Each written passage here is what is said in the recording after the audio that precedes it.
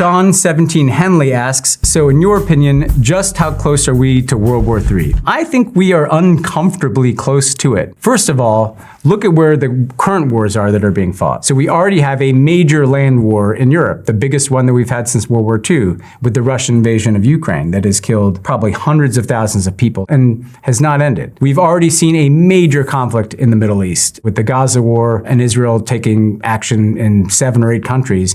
And we see this state of war between the United States and Iran that could lead to state collapse in Iran, could lead to major refugee flows. So we're 2/3 of the way there if you look at the map of World War II. And now the third piece of this could be the Taiwan Strait. China has made very clear that it doesn't see Taiwan as separate from China. They want to reunify Taiwan no matter what they have to do. And the Taiwanese increasingly do not want to be a part of China. If China were to try to militarily take control of Taiwan, then we'd really be in a situation where that entire map of World War II, Eastern Europe, the Middle East, East Asia, suddenly you do have conflict along those fault lines. I think the bigger reason that I'm worried about this is look at the collection of people who are in charge of the most powerful countries in the world today. Donald Trump in the United States, Vladimir Putin in Russia, Xi Jinping in China. You can throw in Benjamin Netanyahu in Israel, Tayyip Erdogan in Turkey. These are older men, they are nationalists, they are strong men. These are the kind of leaders that can get into conflict. Now you might say, it seems like Trump wants to avoid the war, doesn't seem like the Chinese are looking for a world war, but that's always the case. The problem is when you start to have territorial expansion again, a Russia trying to take land in Ukraine, a United States that may try to take land in Greenland or other places, a China that may try to take land in Taiwan, those big powers, they can bump into each other. And given the fact that increasingly those countries are not playing by the rules that were set after World War II to prevent another world war, that's why we set up the United Nations, that's why we set up international laws. As those rules and laws and institutions are being ignored, I just think we are living with way too much risk of the potential for another world war, a conflict among the great powers. Ninzaverse asks, what if China wins the AI race? I think it's a bit of a false question because Chinese are going to get there anyway. So if whether a large language model in the US is the first to get to some AGI, it's not like the Chinese aren't going to be there right away too. I think there's some security people who think there's benefits in getting there first, or at least maintaining that lead, because if they do, they could pose cyber risks to our AI. There could be a window of opportunity for the Chinese. But put that aside, if you take the premise that we're all getting there, it's actually a race to figure out also whose technology does the rest of the world use? And I think this has been an under-discussed part of the AI race. We know that the US and China are the superpowers, but it's going to matter a lot whether Africa and Latin America and Southeast Asia and Europe decide to use American or Chinese AI. If you will remember, one of the grievances that Trump had against China in the first Trump term was that most of the world was starting to use Huawei, Chinese telecommunications. Huawei and telecommunications is nothing compared to AI. If most of the world ends up running on Chinese AI, that will give the Chinese extraordinary leverage over those countries. Like their economies will depend on Chinese technology that could be shut off. There's obviously all kinds of ways that the Chinese can, or the Americans for that reason, can use artificial intelligence technologies to kind of spy and create dependencies on these other countries. So now you're starting to see the AI race become about who is going to win the domination of this technology in other spaces.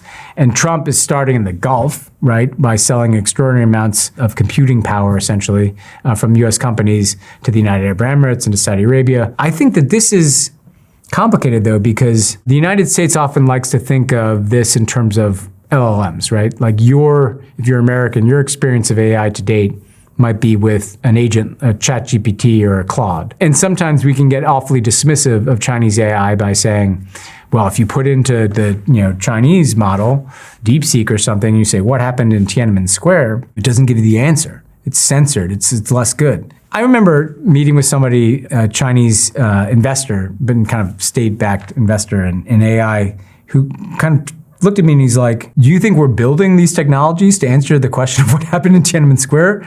We are building AI to create industrial efficiency. We want to dominate robotics. One of the reasons the Chinese are focused on AI so much is that they had a one-child policy for a long time. Their population is getting much, much older, and they want to continue to be able to have extraordinary economic and industrial output. What do you need for that? You need incredible efficiencies to produce more. You need robots to take the roles of younger human beings because there are less of them in China. And he said to me, what do you think most of the rest of the countries in the world want? They want robots. They want industrial efficiency. They want economic growth. One of the concerns I have is that the American AI is designed for what American economy is, which is services, right? Or creative economies or white collar economies. The Chinese AI is going to have these other uses that might be more attractive to other countries. And so it's not necessarily about who gets to AGI, artificial general intelligence, first. The question is, whose AI is the world going to run on? And right now, I actually think the Chinese are in the lead on that, because they are developing AI technologies that are highly relevant to developing countries. And if those developing countries, as they have in other cases, look to China because their technology is cheaper and more useful to them, those countries are going to have massive dependencies on China going forward. Poppy Bell 123 asks, why can Iran and the USA not make amends after 40 years? It's a question weighing on all of us right now.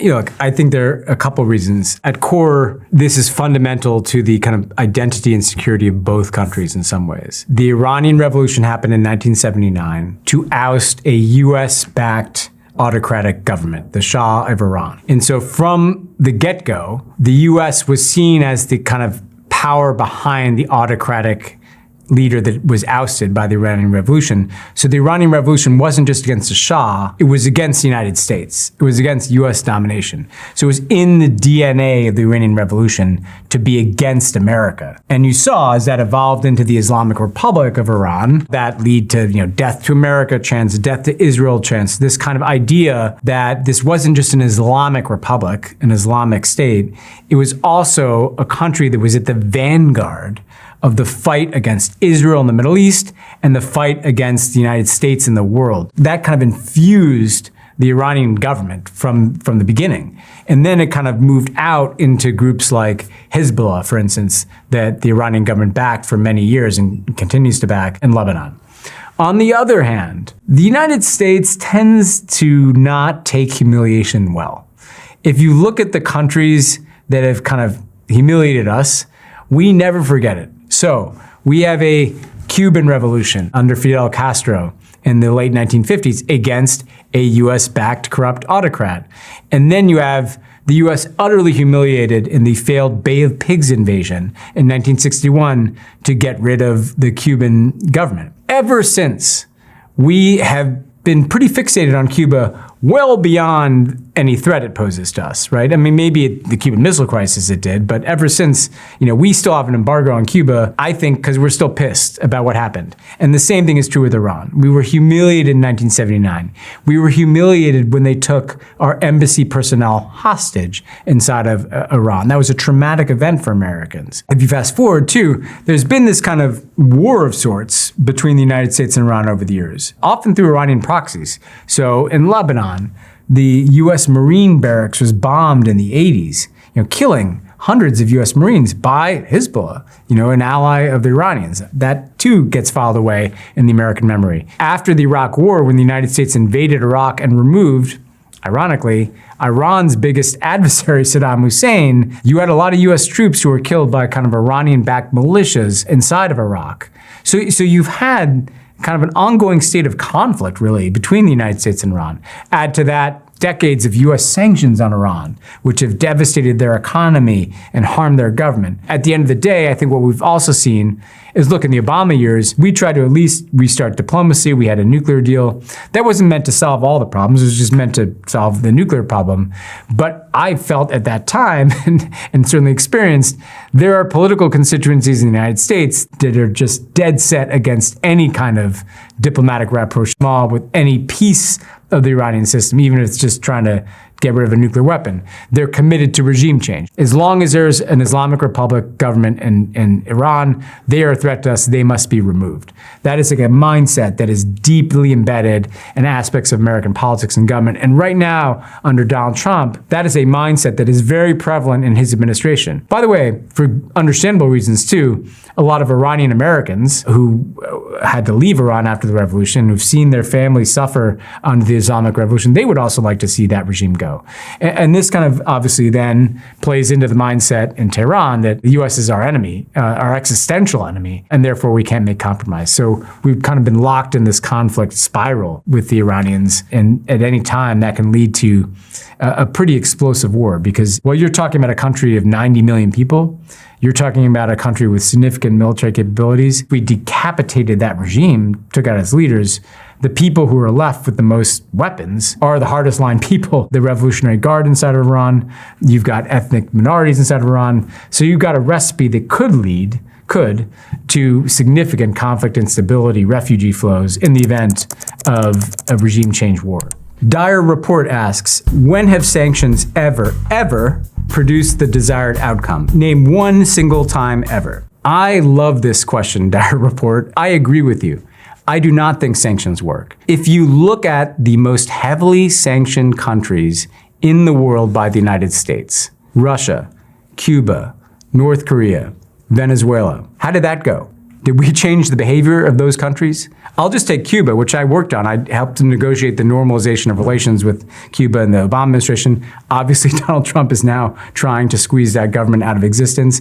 But the reality is we had the strongest sanctions possible, an embargo on Cuba since the 1960s. All it did is entrench the Cuban government in power. If you cut them off from the rest of the world, you're not going to get change in those countries. And in fact, you're going to hurt the very people you claim to help.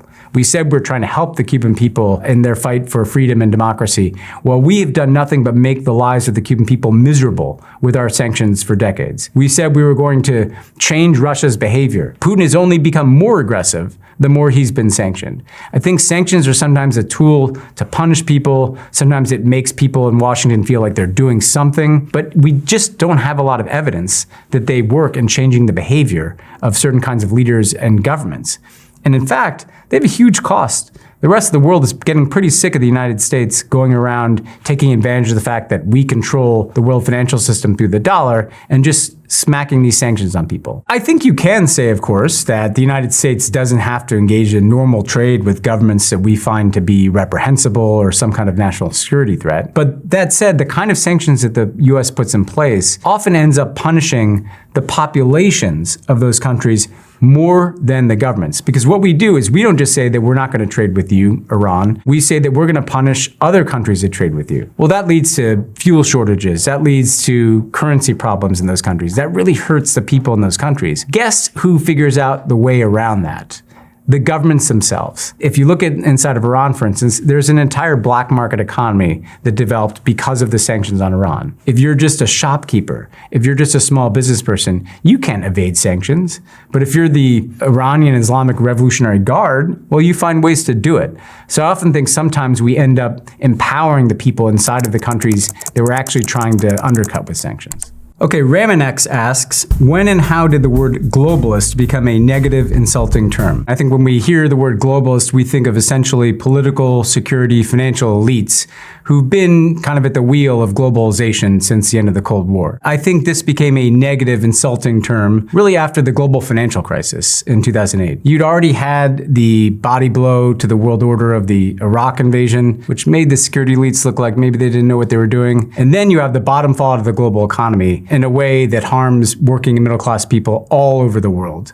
And I think at that time, you really started to see this kind of building resentment of the kind of people that jet off to Davos or international conferences, the kind of people who are making decisions as if they know better than people around the world about what's in their interests. And you've really seen this take off over the course of the last 15 years or so, where the resentments of essentially the globalist class has fueled a lot of populism, a lot of anger. So we are living through a period where that system is being broken apart, but we don't really know what's going to take its place. Now, of course, the solution to those who don't like globalism is increasingly nationalism. And so we see, whether it's in the United States or in China or certainly in Russia, and increasingly in European countries and other places, Turkey, Israel, this rising nationalism, essentially a focus on sovereignty. We are going to do what we want to do in this country. We don't want to be a part of free trade agreements. We want to have secure borders. We don't want to let people in. We don't want to be stakeholders in some international system of rules that constrain us. That appeals to some people in the short term. Feels good to control your own country, make your own decisions. But the whole reason that we had systems that were more globalist to begin with is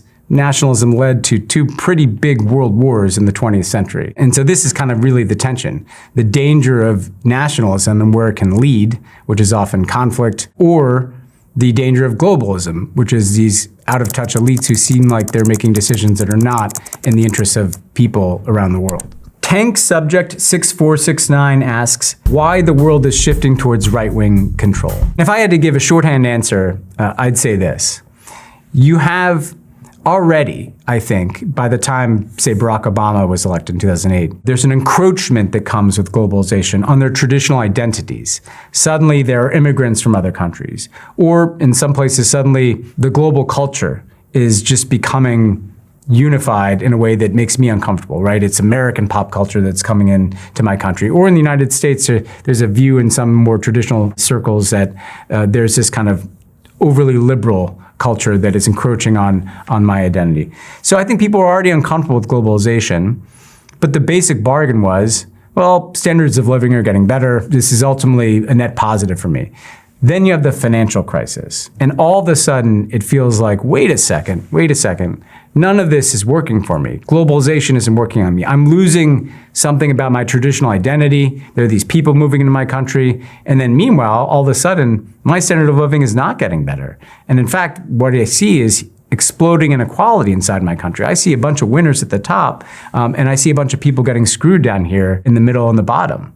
What's interesting is even though there's a kind of economic critique that I would make as someone who is to the left of the center on these things. The critique being that you cut taxes, you cut regulations, you get the exploding inequality and reckless behavior that leads to the financial crisis. The backlash to globalization was captured by right-wing populists, by right-wing nationalists. I think the reason is that they're offering the kind of oldest form of politics there is, an us versus them politics. It's us, the real Americans, us, the real Hungarians, us, the real Russians, versus them, the liberal elites, the globalists, the migrants, right? Whatever class of people that you want to stigmatize. And I think what we've seen is almost kind of a set of dominoes around the world here, because this is not limited to the United States. And I think it's important for Americans to recognize this is happening all over the world, in Brazil and Argentina, in the United States, in Hungary, in Russia, in India, where Narendra Modi is very much a Hindu nationalist, in Turkey under Tayyip Erdogan, in Israel under Bibi Netanyahu, in the Philippines under Rodrigo Duterte. Again, these are very different countries in very different parts of the world. What they have in common is people unsettled by the disruptions in the world, turning to the most familiar form of politics there is, nationalism, us versus them. Let's pull up the drawbridge. I think those of us who are on the center left to the left have made mistakes, a lot of mistakes in our politics over the course of the last 15 to 20 years. Because essentially, we looked at these problems and we tried to kind of solve the problem almost in a technocratic way, right? What can we do to arrest the collapse of the global economy? You know, what can we do to deliver slightly better benefits for people from governments? But we weren't speaking to this anger that people felt against elites. We weren't speaking to the need that people had to belong to something bigger than themselves. And what ended up happening is that the Democrats in the United States, or social democrats, those are the center-left parties in Europe, or other types of more liberal parties around the world, because we're people that want to follow rules, because we're people who want strong institutions, even though we might have had a lot of problems with the way globalization was run, we allowed ourselves to be cast as the people that were defending these very systems and institutions that people were sick of. Sidewinder ISR asks, what are some potential, somewhat realistic solutions to the current state in Gaza? Tragically, I don't really see that many potential solutions, but let's go through some of the possibilities. If you listen to the right wing of the already right-wing Israeli government, their solution is pretty clear. They want to control Gaza. They want to have Israeli settlers move in, they want to move the Palestinians out, and they essentially want to take the land as part of Greater Israel. This is not my view. This is what politicians like the finance minister of Israel, Smotrich, say. And already Israel has essentially control over 50% of the Gaza Strip, even under the agreement that they reached with President Trump. So one possible scenario is Israeli control, which would be very messy because where are those Palestinians going to go? Are they going to be forced out? Or are they going to be kind of put into ever shrinking pieces of land? Unfortunately, I think that's quite a likely scenario, is that Palestinians are pushed into smaller and smaller parts of Gaza in the same way that we've seen them pushed into smaller and smaller parts of the West Bank. Another solution is this kind of redevelopment of Gaza that takes place in stages. And under the Trump plan, you essentially have some multinational force coming in to provide security after Hamas is demilitarized. And then we skip kind of pretty quickly to the Jared Kushner presentation of what looks like Dubai on the waterfront there in Gaza. I mean, this, I think, is nuts. And I don't see any way this happens, certainly in the next 10 years, because there's a lot of steps you have to get through here.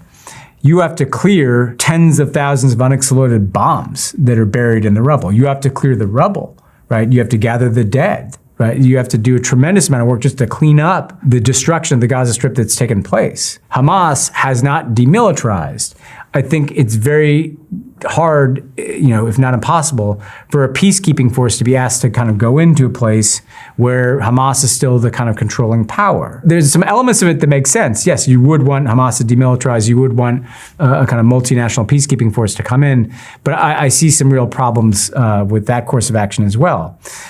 I think the best solution to the problem is if you were to put it in a broader context of a Palestinian-Israeli settlement of some kind, where we have a different kind of Palestinian leadership that is negotiated as a part of a Palestinian state that is going to be in Gaza and the West Bank. That creates greater incentive for Hamas to go away as a political authority inside of Gaza, creates a lot more incentive for the Arab states who don't want to necessarily be seen as kind of weeding partners to ethnically cleansing Gaza or putting an end to the idea of Palestinian state. They all of a sudden have a lot more reason to kick in money and to kick in troops for some kind of multinational force. The problem is there's no indication from Israel that they're interested in any kind of resolution with the Palestinians whatsoever. L. Trent 2021 asks, why is Israel building settlements in the West Bank? I think the short answer from my perspective is that Israel wants to control and ultimately annex the West Bank. And annex essentially means you formally absorbing that territory into your sovereign borders so that the West Bank would become fully a part of sovereign Israel. But we should rewind the tape. Some people may disagree with that, and it's necessary to go through a little bit of the history. So first of all, after the 1967 Arab-Israeli War, when Israel had been attacked by its Arab neighbors, Israel conquered all the land from the Jordan River to the sea here. That included East Jerusalem, and that included the West Bank. Between 1967 and the Oslo Accords in 1993, you started to see Israeli settlements being constructed inside of the West Bank. Now, under international law, the West Bank is occupied territory. It is Palestinian territory that Israel formally occupies. You're not supposed to build settlements. Essentially, you're not supposed to move into occupied territories and claim it as your own. But that's what Israel started to do over time. Now, with all that history, what we've seen as Israel's moved further and further away from the Oslo Accords and further to the right, let's say particularly since the election of Benjamin Netanyahu in 2009, is a rapid growth in the Israeli settlements. And all of a sudden, the Israeli settlements are making the idea of a Palestinian state in the West Bank impossible. It's kind of a network of checkpoints and security barriers, and all of a sudden, the West Bank is kind of being sliced and diced. Palestinian homes and structures are being demolished to make way for Israeli settlements. every time you have Israeli settlements set up, they get the protection of Israeli security forces, and Palestinians are kind of pushed into kind of shrinking territories where they have second-class citizenship. And I think in the coming years, we're going to see either a de facto or an outright effort to annex the territory. Then the question comes, what happens to the Palestinians who are still living in the West Bank? Do they either continue to live under a form of military occupation, with kind of second-class citizenship with far less rights, far less freedom of movement, or are they going to get increasingly pushed out into Jordan or other surrounding countries? Svedan asks, why do people use the term genocide to describe Israeli actions in Gaza? Obviously, it's a very charged question, and I understand the very profound emotions on both sides of this question. I say that as someone who has been sympathetic to those who have called this a genocide for reasons that I'll talk about. But I also say that as someone who comes from a Jewish family that lost a lot of people in the Holocaust. So very complex. But if we're just going to take the practical question of, is this a genocide? First of all, the definition of genocide is an effort to destroy a people in whole or in part. That's the legal definition. And this is important. It's not about the number of people that you killed. It's about whether you have an intention to destroy a people. And it doesn't have to be completely destroy them, but to destroy a part. And to give some examples in recent history, for instance, the United States determined that there was genocide in Darfur when certain militias were going in and targeting people for destruction there. The United States also said that there was a genocide taking place in Xinjiang province in China, where the Uyghurs were not even really being killed. Their identity was being erased because they're basically being put forcibly in these kind of re-education camps. So I say that to give the context that it doesn't just mean that you're trying to kill every single person. Are you trying to eliminate a people in whole or in part? You've had a significant number of organizations say that a genocide has taken place in Gaza. This includes a United Nations Commission of Inquiry. This includes human rights organizations, including Israeli human rights organizations. This includes a significant number of genocide scholars. Why have they said this? First of all, they point to some of the statements made by Israeli leaders themselves. And so after October 7th and at the beginning and throughout Israeli military operations, you have had statements that were clearly about more than destroying Hamas. There were statements in which essentially Gaza was put under siege and we're going to cut off all food and water and power into Gaza, essentially a form of collective punishment on all the people of Gaza. There have been imagery that talked about essentially the total destruction of Gaza City or parts of the Gaza Strip. Then there's the conduct of the military operation itself. And we've all seen the pictures of whole apartment blocks being leveled. And actually, if you look at the Gaza Strip today, there's really almost nothing left standing. Israel, even if they were targeting, say, Hamas commanders, they were not taking any care to avoid killing significant numbers of civilians. And the death count in Gaza is currently around 70,000. That encompasses Hamas fighters and civilians. A lot of independent observers believe that death count is far higher. But then there's also this question of, are they trying to destroy the Palestinian people? And they're actually, I would say, at least aspects of the Netanyahu government are pretty clear they want to destroy the Palestinian people. They say on a regular basis that there's never going to be anything such as a Palestinian state. Or you've had Israeli politicians say there's not really Palestinians, they're just Arabs who happen, to live here and they should leave, right? And so if you take the combination of these things, the state intent that goes far beyond just destroying Hamas, but also is about collective punishment of the people of Gaza, the military operation that has killed an extraordinary number of civilians, and by the way, that has continued to restrict basic goods getting into Gaza, right? Like food and water getting in at anywhere near the levels that are necessary. Take the famine-like conditions that go far beyond just the violence of bombs, but again, people starving because of those restrictions of food getting into Gaza. And then the kind of political objective on the Israeli right to essentially kind of eliminate the Palestinians as a category of people with a right to sovereign territory. And so I think sometimes this obviously gets much more complicated because particularly on the further right side of Israeli politics, it's a very religious point of view. This is ours, it's promised us by God. That kind of runs up against international law and the fact that there are millions of Palestinians that live between the river and the sea. In the eyes of a lot of organizations, that adds up to a genocide. Now, there are other people who will say that's not the case. This was a legitimate war of self-defense. Hamas started this latest war with its attacks on October 7th. I would certainly say, on the latter point, yes, Hamas started this latest round of violence with an abhorrent, grotesque attack on Israeli civilians on October 7th.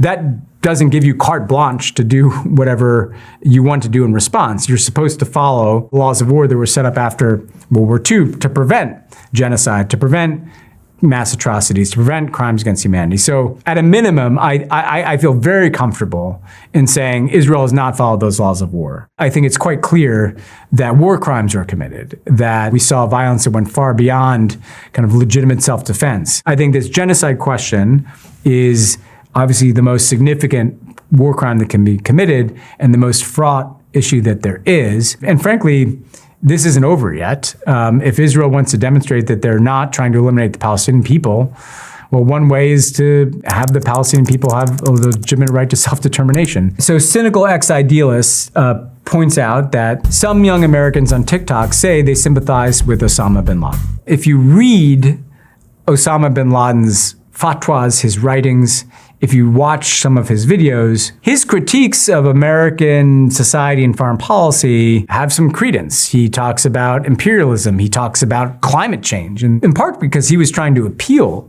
to young people in the United States and Europe, has hit upon arguments, that some people agree with. I also believe it's the case that, look, if you're taking stock of the last 25 years, our reaction to 9/11 looks over the top, if not crazy. We've invaded Afghanistan, Iraq, we've gone into Somalia and Yemen and Libya, military operations all across the Middle East and North Africa and Asia. We've spent trillions of dollars. Is it better? So I think it's a combination of young people kind of looking at bin Laden's words more than his actions, and I'll come back to that, and young people taking stock of this war on terror seems like it was nuts, and concluding, well, maybe this bin Laden guy had some points. Now, I think the problem with this is if you look at bin Laden's actions, murdering thousands of people is completely unjustified. I think people are separating words from what bin Laden actually did. I also think they're ignoring the fact that some of what bin Laden said was intentionally designed to appeal to audiences in the West. If you look at his words inside of Afghanistan, he supported the Taliban, which completely represses women, gives them no rights whatsoever, right? He certainly believes in violence as a legitimate form of politics. So I think there's kind of an airbrush bin Laden here. Now, I also think one other important point here that young people may have seized on, which is that if you go back and look at what George Bush said after 9/11. He said, why did they attack us? And he said this in his famous speech before Congress after 9/11. He said, they attack us because they hate what they say here. They attacked us because they hate our freedoms. I think that was bullshit, and I thought it was bullshit at the time. I don't think Osama bin Laden attacked us because he hated our freedoms or because of what happened in Congress. He hated our foreign policy. He hated the fact that the United States supported these regimes he hated in places like Saudi Arabia and Egypt. He hated the fact that the United States supported Israel, right? So that may make us uncomfortable, but we have to be able to be uncomfortable if we're going to be a superpower that goes around the world backing regimes and going to war. So we have to kind of separate all these things out. Like bin Laden was a bad guy who did bad things and does not deserve our sympathy. But bin Laden was also not the cartoon version that was sold to us by George Bush as some guy who just hated freedom. Okay, a Reddit user asks, change my view. Nuclear weapons are the greatest tool for peace we have ever invented. Some people would argue that because nuclear weapons are so devastating, that actually it makes war less likely. And the proof point they might use is that the United States and the Soviet Union had thousands of nuclear weapons pointed at each other for decades and never went to war directly because the cost of that war was too high. Now there's something to this. This was called mutually assured destruction, right? The idea that if both countries have the ability to destroy one another, they're less likely to go to war. However, I think there are a couple of problems with this. First of all, we've seen a lot of conflict despite the existence of nuclear weapons. You often have nuclear-armed superpowers who feel emboldened because of those nuclear weapons to support proxy wars or to invade smaller countries. Classic example of this is the war in Ukraine. Putin has invaded Ukraine in part because he believes he can't be stopped because he has nuclear weapons. And sure enough, oftentimes the Biden administration would say, there's a limit on how much military support we can provide to the Ukrainians because we're worried about getting into a nuclear war with the Russians. I think the bigger problem I have, though, is that nuclear weapons provide a sense of security until they are used. I don't know that I feel more secure in a world in which a very small number of people have the capacity to destroy entire countries.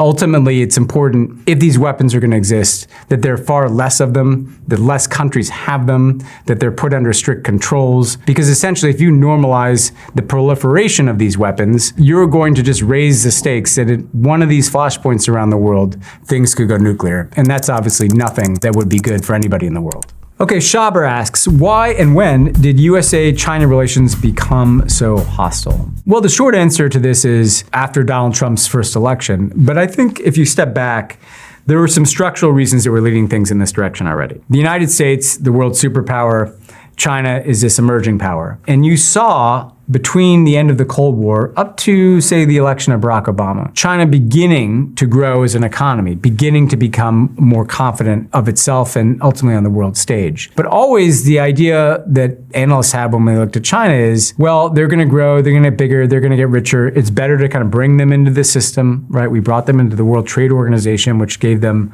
kind of a lot of privileges that they've taken advantage of. And then over time, they'll become more democratic. They'll start to follow rules that we see them breaking sometimes. And by the time we got pretty deep in the Obama administration and Xi Jinping became the president of China, this is in 2013, it was pretty clear that that theory had failed. So first of all, China was breaking a lot of rules. They were stealing intellectual property from US companies and using it to build their own companies, right?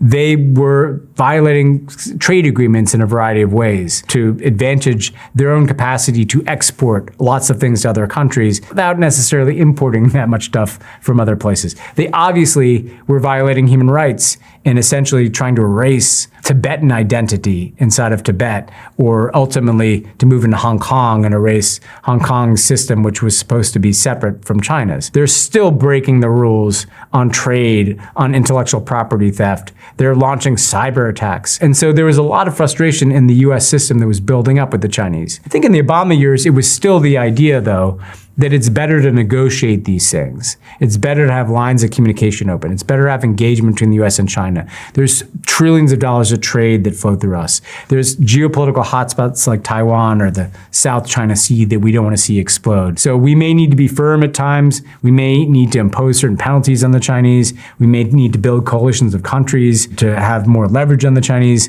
But let's not upset the kind of fundamentals of this relationship. Well, when Trump came in, he tore up that playbook and he said, I'm going to essentially launch a major trade war with the Chinese to address what I think has been an imbalanced trading relationship. And we've been in a trade war with China ever since. Once you had that trade war, you saw all the kind of dialogues and ways in which the United States used to communicate essentially collapse. So we're just not talking to each other as much about other stuff. And Xi Jinping, for his part, he says, I'm going to be even more overt in trying to build essentially an alternative to the American world order. I'm getting closer to Putin over here. I'm building a whole set of institutions with countries in the global south, in Africa, and Southeast Asia that I want to be led by China, not by the United States and Europe. And so we've really been living since around 2016, 2017 in this kind of growing competition between the US and China, and it doesn't really show any signs of abating. Okay, Tulub asks, when will Xi invade Taiwan and should the US send our troops? First of all, there's no guarantee that China is going to invade Taiwan, but to understand how we got here, it's necessary to do a little bit of history. Why is this so important to Xi Jinping and China? And why is Taiwan so reluctant to be a part of China? In 1949, when the Chinese Communist Party under Mao Zedong conquered China, won the Civil War, Chiang Kai-shek, who had been the nationalist leader of China, he fled to Taiwan with a lot of people, right, and with his military force. Now, there are already people in Taiwan, but Chiang Kai-shek comes and he essentially takes it over. So, to the Chinese Communist Party, This is a gigantic piece of unfinished business. This is the last piece of territory that they believe is rightfully a part of China, and it's also the piece that was an adversary of theirs for many decades. Because after 1949, for a long time, the United States didn't even recognize the government in Beijing as the government of China. They recognized the Chiang Kai-shek government in Taipei and Taiwan as the government of China. It's just that we said that there was this different government that should be in charge. So that's the basis for why it's important to the Chinese. Why is Taiwan reluctant to go along with this?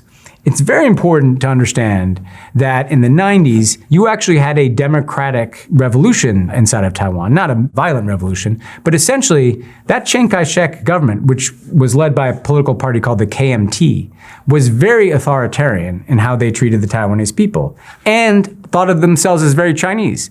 They thought of themselves as the legitimate government of China, even though they're in Taipei. However, in the 90s, a bunch of uprisings and the kind of post-Cold War movement to democracy led to the KMT essentially being ousted as an authoritarian government inside of Taiwan. And ever since then, you've had Taiwan's politics evolve in a different direction. People who believe that they are not Chinese, they believe they are Taiwanese. We've been here for hundreds of years. Now, the current party in control of Taiwan is called the DPP. And in the past, they've been pro-independence. They don't say this out loud because they know it would provoke the Chinese, but everybody knows that the DPP has no interest in being a part of China. There's one other complicating factor to this too. There have been negotiations in the past about ways in which Taiwan might peacefully reunite with China, but have its own political system. Essentially, one country, China, with two different political systems. That was the offer that Beijing was making to Taiwan. Well, that was the deal that Beijing made with Hong Kong. And you may remember a few years ago, China came in and said, that's not the offer anymore. We are going to run this place the same way we run the rest of China. And you had a massive protest movement and it was absolutely crushed. So that sent a message to the people in Taiwan, I'm not sure I trust a one country, two systems policy. So that kind of leaves us where we are here today, where Xi Jinping has made very clear he's not going to let Taiwan go. This needs to be a part of China. I think people also see Xi Jinping, he's getting older. Is this the kind of guy that's going to really want to leave this big piece of unfinished business unaddressed? There's concern in China that Taiwan is only going to move further away over time, so we have to act pretty soon. There are a couple of timelines that I would watch here. One is China's military capabilities. Now, a lot of experts that you talk to and people who have testified to this from the United States military say that China's military will be ready for some kind of operation to retake Taiwan around 2027. Why is that? Well, because China's been spending a lot of money on their Navy, on their Air Force, on their rocket force, but also importantly on making those different military forces be able to work together, which they would have to do in some kind of complex amphibious invasion of an island like Taiwan. I think another thing I look to is in 2028, Taiwan has its next presidential election. Now, the last one was won by a DP politician, someone who's less likely to want to talk to the Chinese and more likely to want to pursue independence. If that happened again in 2028, maybe we are seeing the convergence of the perfect storm. It's the last year of the Trump administration, and I think Xi Jinping thinks, well, Donald Trump's not going to go to war to protect Taiwan. It's an election in which if China's preferred candidate doesn't win, maybe they feel like we're never going to be able to do this politically. We have to do this militarily. And a lot of analysts think, well, that's when the Chinese military will be ready for this. Now, that doesn't necessarily mean that they'll invade Taiwan. We've already seen them intimidate, fly planes and missiles literally over Taiwan's territory or encroach upon Taiwan at sea. China could take some of the outlying islands around Taiwan, or China could impose a blockade on Taiwan and essentially say, we're going to encircle you, nothing's coming in or out unless you deal with us on our terms. There's gray spaces here in terms of how China could do this. But at core, I think it's certainly possible, if not likely, that there'll be some kind of Chinese effort to either squeeze or take Taiwan by force at some point while Xi Jinping is present. Now, in terms of the US coming to Taiwan's aid, this is a lot more complicated than it sounds on paper. First of all, you got to get the entire United States Navy Pacific Fleet to and around Taiwan to break some blockade. That takes some time. So if the Chinese move quickly, it's not like we can just kind of immediately be there. Second, if the United States Navy is going to get involved here, it's going to want to make sure that it's not at risk from Chinese rocket forces. Those rocket forces are usually along the coastline here. So the United States would have to take military action against mainland China to have the security to send its forces in. Well, if we hit mainland China, any war game I've been in, then the Chinese are hitting US bases in places like Okinawa in Japan, or Guam, or potentially as far away as Hawaii. Very quickly, this could become a big war. And that, I think, is what weighs on any US president. Am I really willing to risk an all-out war with China over Taiwan? We've been ambiguous on this question because we don't want to tell the Chinese, hey, we're not going to do anything, so have at it. I think the most important thing that we can do is try to help Taiwan become a much larger military force, so the cost of a potential invasion goes up to China. I think it's also important to work with other countries like Japan, like Australia, other countries in the region to provide that kind of support to Taiwan. But ultimately, I think we need to have more diplomacy and more dialogue among the United States and China and with the Taiwanese about this. Now, there's a lot of reasons that doesn't happen. The Chinese say they don't want to talk to us about this. This is an internal issue for them. They mean internal, them and Taiwan is an internal issue. The Taiwanese don't want to be seen to be some kind of country whose interests can be negotiated over its head. Just one more point on the cost to the global economy. Not only is Taiwan itself like a substantially sized place with a substantially sized economy, they make the vast majority of the world's advanced semiconductors, like the things you rely on in your car or your refrigerator just to live modern life. If that essentially goes offline because of the Chinese potential invasion, and then the US is imposing sanctions on China because they've invaded, we could see an economic disruption that is far greater than anything from the war, for instance, in Ukraine. Abin Roman asks, what is the pro-China view on its activities in the South China Sea? First of all, the South China Sea is this very large body of water along southern China and also borders a number of other countries like Vietnam, the Philippines. There's a very long maritime border. China claims the entire body of water. And it is actually, on its face, a totally absurd claim. You usually have maritime borders that are not like up against the territory of a Vietnam, right? Countries control the waters out from their own land borders. And there's international conventions, including the law of the sea, that are meant to set maritime borders. China is essentially ignoring all that and saying, this South China Sea, it's just ours, all of it. And we want kind of freedom of action here. I actually had one leader of a Southeast Asian country that has a claim on this and said the worst thing about the South China Sea is whoever named it, because it does suggest somehow it's theirs, but it should be a body of water that is kind of divided up under international law. Why does this matter to the rest of us? A tremendous amount of the world's shipping goes through the South China Sea because so many things are made in China or in Malaysia or in other Southeast Asian countries that gets shipped through there. So ultimately, it's not just an issue for those countries, it's an issue for the global economy. Since the Chinese have gotten much more aggressive about the South China Sea, particularly under Xi Jinping, they've also started to do things that are pretty ominous. Like they take these rocks essentially in the middle of the South China Sea and they just build military structures on them. So they're kind of creating kind of a network of almost bases, or certainly places where they can project military power. They've harassed fishing vessels and certainly military vessels of some of these smaller Southeast Asian countries. I think what the Chinese would say is, beyond just the kind of crude, this is all ours, is that the Americans are the ones at fault. They kind of have a view of the South China Sea that's kind of similar to Putin's view of Ukraine, which is essentially, you're up in our business here. You guys have bases in Japan that's right next to us. We've got Taiwan that's still unsettled. The US Navy conducts operations in the South China Sea.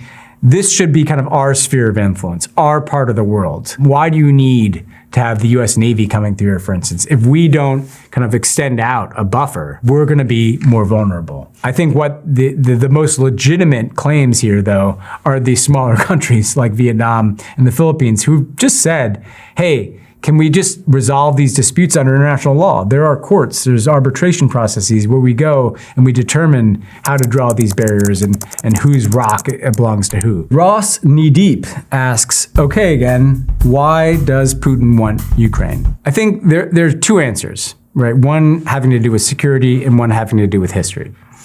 When you look at security, essentially Putin's view was the Soviet Union collapses. This is a catastrophe for Russia. They lose essentially an empire, right? But then he believes that the West broke all of its promises. NATO was not supposed to expand beyond its borders at the time of the collapse of the Cold War. According to Putin, that was kind of a commitment, the soft commitment that was made by the then George H.W. Bush administration. Instead, what you got is NATO expanding steadily through Eastern Europe. And then you got NATO expanding into former Soviet republics in the Baltics. That's Estonia, Lithuania, and Latvia. And then you have NATO membership action plans. That's essentially putting somebody on the waiting list to get into NATO. You have those plans offered to Georgia and Ukraine in 2008. Almost immediately, by the way, Vladimir Putin invades Georgia and ends up occupying 2 provinces of Georgia in 2008. And then fast forward 6 years and he invades and annexes Crimea as part of Ukraine. Now the security grievance that Putin has is essentially, whoa, you are threatening Russia. You are expanding your military alliance, NATO, all the way to our borders. He also had grievances that the United States had pulled out of several arms control agreements that had been negotiated between the United States and Russia in ways that could disadvantage Russia as well. So there's a security argument that Putin makes that we have to start pushing our borders out. And Ukraine obviously is somewhat of a buffer, in his view, between NATO and Russia. Now, the history argument is deeper and more emotional, and I think ultimately more important to Vladimir Putin. Ukraine and Russia have a long and intermingled history. The history of the existence of Russia itself goes all the way back to a place called Kiev Rus. Kiev, being the capital of Ukraine today, used to be the capital of Russia. And so there's this kind of ancient history that binds them together. Now, over the centuries, you've had lots of different versions of a Russian empire. You've had Ukrainian nationalism. You've had land shift back and forth. So it's a lot more complicated than Putin says. But I think at core, what Putin wants to do is kind of reestablish not just the Soviet Union. People say he wants to bring back the Soviet Union. I think it's more useful to think of it as Putin wants to reestablish the Russian Empire. The idea that they are these Slavic, Russian-speaking peoples that should be under the sovereign control of the Russian state governed from Moscow. When he first moved into Ukraine, he said he was doing it to protect Russian speakers inside of Ukraine, of which there are many. He's clearly gone beyond that. But I think Putin sees himself in a very long sweep of history. And in his view, he is restoring Russian greatness, and he's doing that through imperial conquest. And Ukraine is kind of central to his belief in what is Russian land. I obviously reject that view. A huge majority of the Ukrainian people obviously reject that view. But I think it's those two forces coming together. World of Chungus asks, what is the most realistic outcome of the currently ongoing Russia-Ukraine war? Donald Trump came into office pledging to end this war on day one. It's proven to be much more difficult. And the simple reason for that is that Vladimir Putin currently believes he has the upper hand on the battlefield, despite suffering enormous losses. Now, the reality is you have essentially this kind of 800-mile front line between Russia and Ukraine, where the Russians have been grinding the Ukrainians down. They've been also bombarding the Ukrainians' infrastructure. They believe because they're bigger, they can resupply their army. They can restock it with people that they can send to the front line. Whereas Ukrainians are starting to have manpower shortages. They're starting to have trouble finding people in terms of enlistment.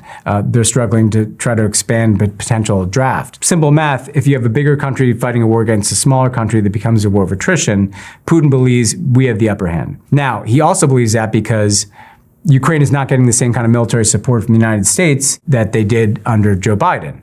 And so he also knows that, well, maybe if these guys are going to get cut off by the Americans, I can just keep grinding and grinding and grinding and getting a better deal. What does he want?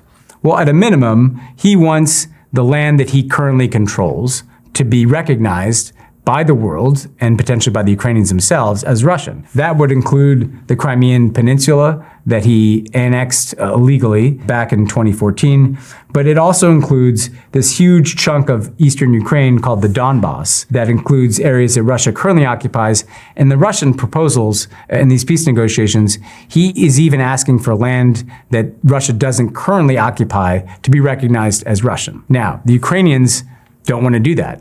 They don't want to essentially volunteer to give away their land. There's another thing that the Ukrainians want. They want credible security guarantees. Now, what does that mean? It means that Ukraine is not in NATO. That means there's not a collective defense commitment to come to Ukraine's aid if they're invaded again by Russia. And the scenario that the Ukrainians are worried about is the war stops for a few years, and then lo and behold, Putin decides it's time to take another chunk of Ukraine. The US has already said that we're not going to put that on the table for the Ukrainians. So what can reassure them that they can stop this war without it starting again? And you see a lot of countries in Europe trying to put together some kind of commitment to the Ukrainians. Will there be some European force that is on Ukrainian soil? Will there be some long-term commitment to provide arms to the Ukrainians so their military gets stronger? Can they join the European Union so at least they're in a political club, even if they're not in a security club? These are all the things in the negotiations that are ongoing. I think the most likely scenario is at a certain point, and I don't want to predict exactly when that'll happen, but this war will have to come to an end at some point in the next year or two. You will have not a formal end to the war, but some kind of ceasefire, a stopping of fighting along a line of control in the eastern side of Ukraine, and a de facto Russia control of the land it occupies, and then an effort to essentially cobble together these security guarantees for the Ukrainians. It's not satisfying. It's certainly not the Ukrainians retaking their territory, which was their ambition in the early years of the war. It would alleviate the suffering in the short term, but it would leave hanging over Ukraine this question of, will Russia come in again? Can we truly be a sovereign country? And that's why there's going to have to be a lot of work done, even if you get a ceasefire, which is not going to be easy, to use that time after a ceasefire to give Ukraine a credible security guarantee so Russia just doesn't come back for more in the future. Loose Wheels asks, why doesn't the US and EU send troops to Ukraine? Well, simple answer now, which is that Vladimir Putin has nuclear weapons. And there's a real fear among the US and European countries that if we go to war with nuclear-armed Russia, that Russia will use nuclear weapons inside of Ukraine. And that would obviously be catastrophic. There's a separate question, if there is a ceasefire, if there's some kind of end to the war, about whether you station US and or European countries in Ukraine as some kind of peacekeeping force. I think this is a much more live option. And in fact, a number of European countries led by the United Kingdom and France have talked about assembling this kind of European force. Trump has taken US participation in that off the table, but I think we very well may see some number of European troops in Ukraine as part of a settlement to the war to give Ukraine that security assurance that they so desperately want. At Dixie Bush Wookie asks, do you think Putin is playing Trump? I absolutely do. And look, some of this is just obvious on the surface.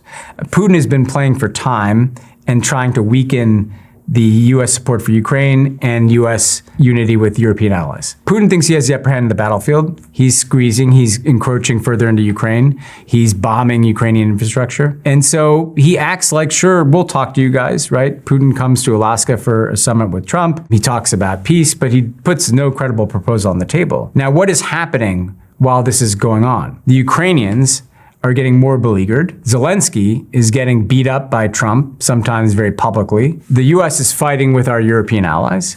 And so Putin is getting everything he wants. He's taking more land from the Ukrainians. He's dividing the US from Ukraine. He's dividing the US from Europe. So all of his adversaries are getting weaker. And meanwhile, he's just pushing away at Ukraine. I think there's another piece, though, that's really important that people need to understand here. I remember way back in 2016, after Trump first came to power, and there were all these questions about why did the Russians support Trump in the previous election? What do they want from him? The reality is, what the Russians want is not Trump to do something for them.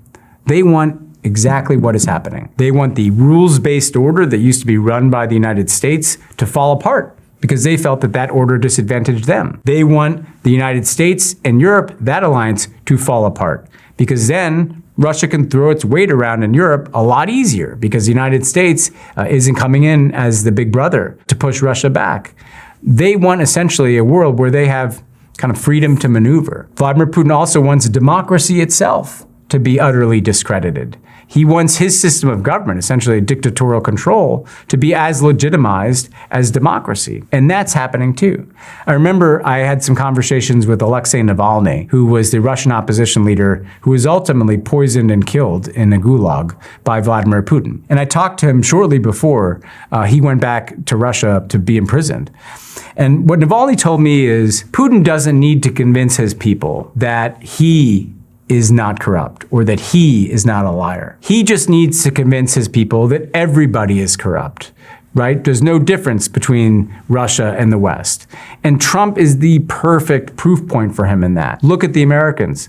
They have a corrupt autocratic president. They've got a bunch of oligarchs who surround that corrupt president. And essentially, Trump is proving to a lot of Russians that what Putin's been saying all along is true. Now, I don't believe that. I think there's still some differences, as much as I'm critical of Trump, between what's currently the government of the United States and what the government in Moscow is. But there's enough overlap here that it gives Putin what he wants, which is a sense that the strongman system of government is the one that's ascendant in the world. Mert Crypto asks, so Trump wants Greenland but won't use force. Can diplomacy actually get him what he wants, or is this just posturing? So first of all, why does Trump want Greenland? Only one person really knows the answer to that question. I could offer you a couple of possibilities. Yes, Trump says Greenland could potentially be critical to U.S. national security. The Arctic is a critical region. It's becoming more important because of climate change, because there's more available natural resources up there, including oil and gas. There's more available shipping lanes. China and Russia kind of are adjacent to the Arctic region, of course. So one is a national security purpose, but I don't really put any stock in that purpose because Denmark is the controlling power in Greenland. They're a member of NATO. The U.S. already has a military base there. Denmark has said we could have more bases there. So I don't really see why it's necessary for our national security when we already have that access. Second is he may just want the resource bonanza that comes with Greenland, right? There's critical minerals in Greenland. There's oil and gas reserves. This is not as easy as it sounds, right? There's still a lot of ice and you still have to kind of get under that. But some of this could just be Trump seeing potential resources. Now, even that, the Danes, the Greenlanders have said, we can work with you to try to access some of those resources, so it still doesn't feel like it's necessary. At the end of the day, frankly, I think Trump is just looking at a map and is like, this is a big piece of land and I want it. I mean, I really think it's as simple as that. And, you know, it's not an insane thing to think. I mean, the United States has done that in the past, actually. The territory of the United States has been steadily a period of expansion. Alaska is a pretty random piece of territory that we obviously bought. But that was kind of back in the days of imperial expansion. In terms of getting it through diplomacy, there's kind of two ways that Trump could do this. One that you felt them already try is get some Greenlanders who have had some serious anti-colonial feeling towards the Danes, who've been the controlling power there for hundreds of years. Get some Greenlanders to say, well, we'd rather be part of the United States than a part of Denmark, right? Or maybe Greenland becomes independent and then the United States enters into some agreement with them. There's a lot of examples of this in history. It's kind of what the United States did in Hawaii, for instance. We had to kind of come to the aid of people that wanted us and not Japan to be a controlling power there. It's something that Vladimir Putin has used time and again. Putin's justification for his invasion of Ukraine was, we are coming to support the kind of Russian-speaking separatists who want to be part of Russia, not Ukraine. So we've seen leaders use this all the time. The problem is the Greenlanders have been very disciplined in saying, no, we see what you're doing. We even had Don Jr. go out to Greenland trying to find these people, right? And the Greenlanders kind of seeing this playbook have been very unified in sending a message that we may have some issues with Denmark, but we don't want to be a part of the United States. Then the other way that Trump has suggested is just buying Greenland, right? Writing some gigantic check to the Danes and to each Greenlander, and there's only about 50,000 of them. The problem with that is Greenland has made clear it's not for sale. Denmark's made clear it's not for sale. So that really doesn't leave any other option other than some kind of military force to just seize the territory. If you want the land, you're gonna have to take it. Comfortable Pool 4684 asks, what do you believe out of the things Trump has done or is going to do will benefit America? I think, broadly speaking, some of his critiques are important and useful.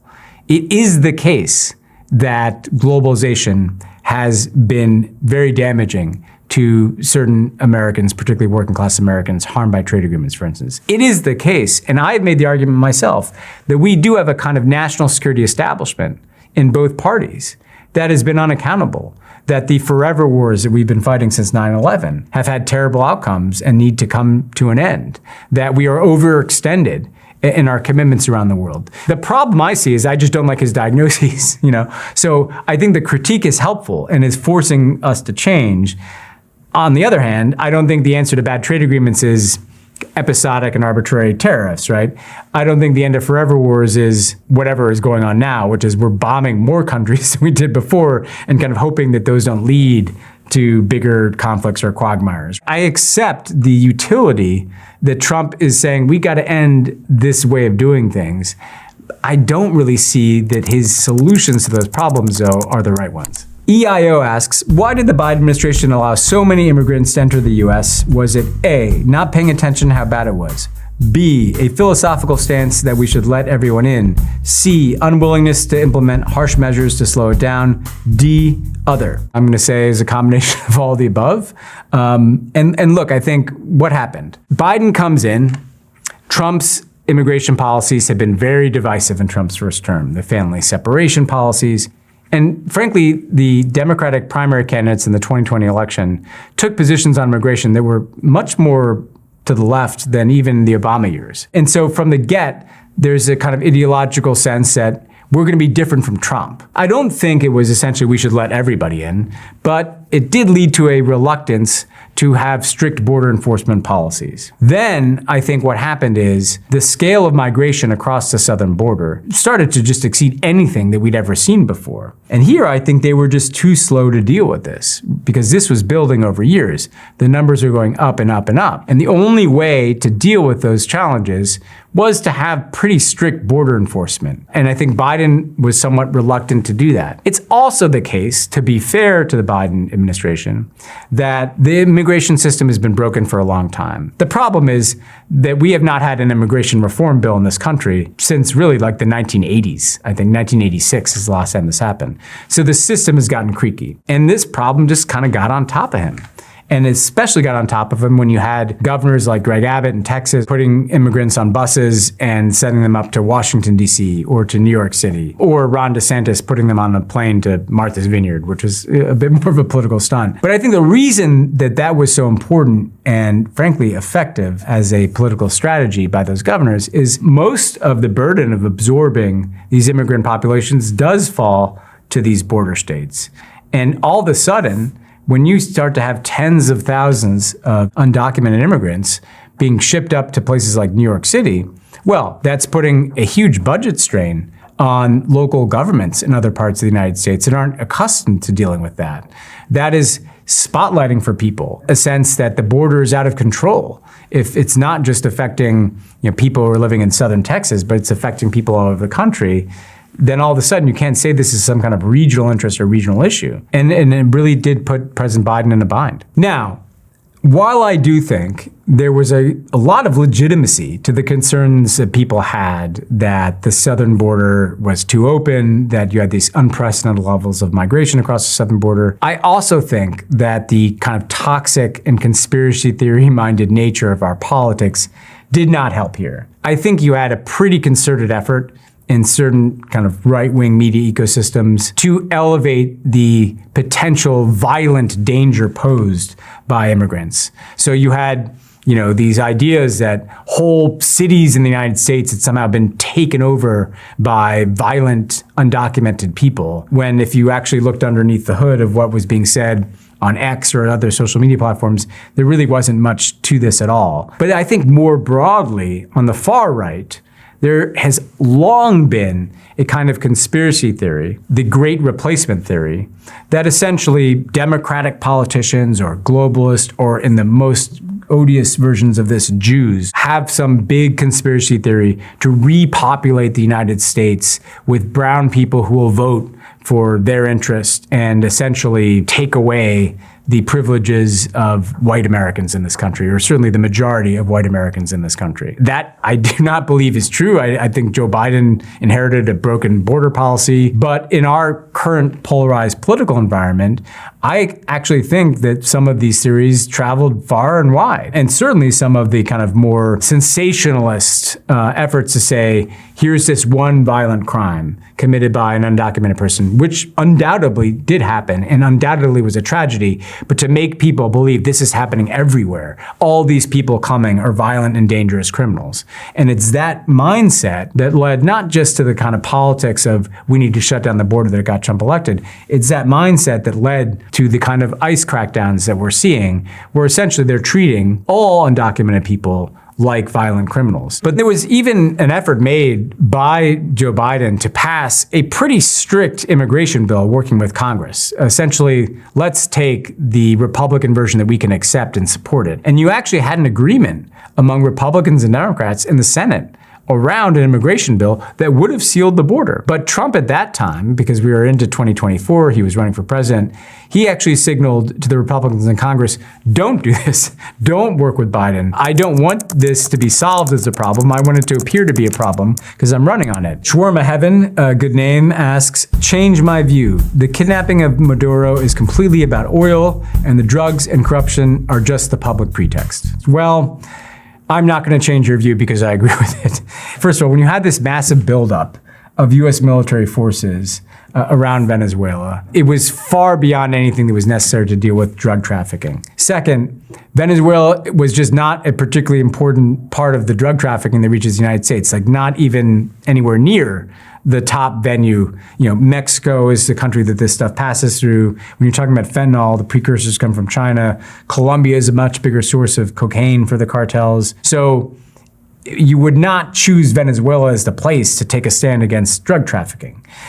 Yeah, we can talk about corruption. Donald Trump's, let's just say his concerns about democracy and human rights are pretty incredibly selective. I mean, I don't believe that he's sincerely interested in democracy. And actually, he gave up the game when, after he deposed Maduro, abducted Maduro, he didn't try to have an election. He didn't try to support the democratic opposition in Venezuela. He just said, that's it, I got Maduro out of there, and now we're going to do some oil deals, essentially. Pretty clearly all along, this is about getting Maduro out of the way, and it's about the fact that Venezuela has the largest proven oil reserves in the world. Judd Legum asks, simple question, who is running Venezuela now? The answer is not Donald Trump or Marco Rubio, it's Delcy Rodriguez, the current president of Venezuela. Other than taking Maduro away and abducting him and putting him in prison in New York City, nothing really changed about the apparatus of the Venezuelan state. It's still governed by the Communist Party there. It's still governed by the person, Delcy Rodriguez, who was the vice president to Maduro. It still has its origins in Hugo Chavez and his political movement in that country. So what happens next? Well, Trump's main interests seem to be about oil, but the problem with that is Venezuela's oil infrastructure is incredibly dilapidated, right? It's not pumping oil out at anywhere near the pace that would make it of interest to American oil companies. So are we going to go in and rebuild that oil infrastructure? Because the Venezuelan government doesn't have the resources to do that. If we do, that's like a multi-year project. That might take beyond Trump's term in office. At the same time, the Venezuelan government, what they want is control. They don't have an interest in having some transition to democracy. So I see a lot of bumps in the road ahead, right? If people like Maria Machado, the Nobel Peace Prize winner, and I believe probably the most popular politician in the country, well, if she wants to force some kind of process of elections, I'm not sure the government's going to go along with that, and you could have some real tensions there. So apart from what Trump's done thus far, which is kind of occasionally just grabbing a bunch of barrels of Venezuelan oil and taking some of the profits, that may be all that we're really looking at here. Otherwise, I think you have a lot of risks. Colonel Crockett asks, what does the US actually gain from intervening around the world? Sometimes it's purely resource reasons. And if you think this is a cynical view, listen to what Donald Trump said about intervening in Venezuela. He wanted the oil, right? And if you look at the kinds of places that the United States has tended to go to war in, oftentimes there's some resource nexus, let's say. The Gulf War, for instance, because Kuwait's oil fields have been seized by Saddam Hussein, or the Iraq War itself, where at least as part of the rationale, I think people were looking at the potential to develop Iraq's oil reserves. Sometimes it's a national security threat. After 9/11, for instance, the idea was Al-Qaeda did this, they're in Afghanistan, we have to go after them there. So we went to Afghanistan to get Al-Qaeda, but then we had to set up a new government, then we had to defend that government, then we had to train security forces so that government could fight the Taliban insurgency. And so oftentimes in history, whether it's Vietnam or Afghanistan, you've seen this kind of mission creep where what was launched as a war for one purpose became about something kind of much bigger. I will say one other thing though. A lot of people I think that I've talked to in places that have been affected by US interventions have said to me, we know what you guys are doing. It's the same thing colonial powers have always done. You want to kind of create chaos around the periphery. If these places are broken, if they're conflict driven, if they're refugee flows, if they're weak governments, or if they're governments that are dependent on you for their security, you get to keep your privileged position in the world. I actually think that it's hard to look at the history of the last, I don't know, several decades and not see at least some truth in that argument. I never went into a meeting in the White House where people are like, what can we do today to create chaos in the world? But I do have to acknowledge, and I think we as Americans have to wrestle with the fact that these interventions that we do, they don't make these regions more stable. Is the Middle East better off for all these American military interventions over the years? I don't think anybody can argue that. And I think there's something to the idea that you have these kind of islands of stability in the world, and the United States and Europe tends to be our allies, right? Japan, South Korea, Australia. And then a lot of what we do around the world kind of breaks stuff and makes it harder for those countries to kind of emerge or consolidate or to be less dependent on us. So even if that may not be the kind of stated reason, I do think some of our interventions kind of preserve our own position as the strongest power in the world. Poll Prediction X asks, will there be another Arab Spring? Maybe this time a successful one. The short answer is I think yes. The first Arab Spring in 2011 was a mass popular uprising essentially against corruption and repression. The sense that in places like Tunisia and Egypt and Syria where you had these protests, people were just sick of government stealing from them, government repressing them. If you look at some of the same countries in the first Arab Spring, Egypt is suffering from terrible corruption and economic mismanagement, worse than the first Arab Spring. If you look at Jordan, they're suffering from similar economic challenges, but also, a lot of pressure from what's happened in Gaza, pressure from refugees coming in over the years. So in addition to the countries you look at, like Iran, I think if you look at in Egypt or Jordan, the possibility of mass protest movements is simmering under the surface. And if there is a bigger war in the region, that's often a time that you start to see instability spread. So I think it's quite possible. And unfortunately, I don't necessarily see like a quick path to a better outcome. I see, once again, power struggles that probably lead to more military-like governments that are hopefully more responsive to the people, but might not be. 7472 asks, what's happening when two countries launch cyber attacks on one another? Why aren't cyber attacks from other countries an act of war? Well, first of all, I think it's really important to note that there are all kinds of different cyber attacks that can take place. There's espionage, right? We're stealing secrets from another country, or we're embedding the capacity to spy on that country's systems. There's theft, right? Increasingly, we see the theft of resources, the theft of money through cyber attacks.